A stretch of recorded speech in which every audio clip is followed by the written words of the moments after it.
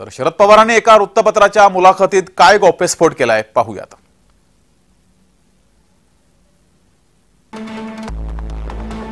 भव्य स्थापन करण्याचा 2014 मध्येच प्रयत्न केला गेला असं शरद पवार यांनी म्हटलंय।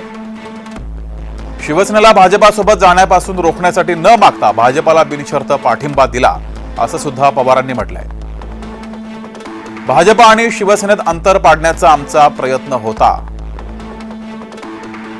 शिवसेनेकडून अडवणूक सुरू झाल्यानं भाजपानं संपर्क केला असं सुद्धा शरद पवार यांनी म्हटलं। शिवसेना आणि भाजपात वितुष्ट निर्माण होण्यासाठी शिवसेनेला सरकारमध्ये ठेवण्यास माझा विरोध होता असं सुद्धा पवारांनी म्हटलंय।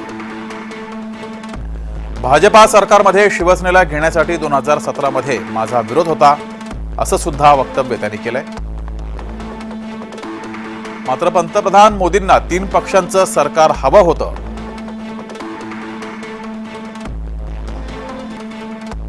असे काही गौप्यस्फोट शरद पवार यांनी केलेत।